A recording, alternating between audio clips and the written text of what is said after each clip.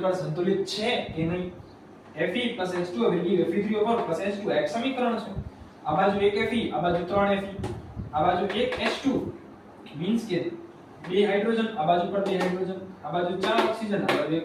સૌપ્રથમ મારે શું કરવાનું? સંતુલિત કરવું હોય તો જે પરમાણુઓની સંખ્યા વધારે હોય એને પહેલા પકડવાના, ગમે એ બાજુ.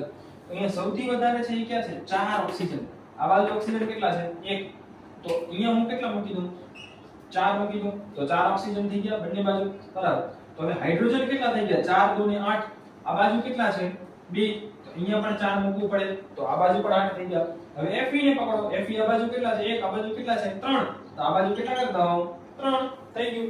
આખું રાસાયણિક સમીકરણ સંતુલિત રાખવું હોય તો 3Fe + 4H2O will give Fe3O4 + 4H2 થઈ ગયું કામકાજ, બરાબર. અમુક પ્રક્રિયાઓ છે વિશિષ્ટ ભૌતિક અવસ્થાઓમાં થતી હોય, જેમ કે તાપમાન છે, દબાણ છે, ઉદ્દીપકની હાજરીમાં થતી હોય. એવી એક પ્રક્રિયા છે પ્રકાશ સંશ્લેષણની પ્રક્રિયા, કે જે સૂર્યપ્રકાશ અને ક્લોરોફિલની હાજરીમાં થાય. શું છે પ્રક્રિયા? 6CO2 aqueous. અચ્છા, આ aqueous શું છે?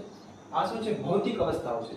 S for solid એટલે ઘન, L for liquid એટલે પ્રવાહી, G for gas એટલે વાયુ અને AQ for જલીય અવસ્થા, aqueous state જેને કહેવાય. જો તમે રાસાયણિક સમીકરણ સંતુલિત કરો ને તો તમને ખબર ના પડે ભૌતિક અવસ્થાની. ઈ જે તે પ્રક્રિયા દરમિયાન કઈ અવસ્થામાં લેવામાં આવેલા છે પ્રક્રિયકો અને કઈ અવસ્થામાં નિબદ્ધ બને છે એના ઉપર આધાર રાખે છે, બરાબર. તો આ સમીકરણ છે શું બને છે? 6H12O6, 6O2 અને 6H2O. બીજું એક સમીકરણ છે જે દબાણની હાજરીમાં, કેટલું દબાણ? 340 એટમોસ્ફિયરિક દબાણ ની હાજરીમાં પ્રક્રિયા છે.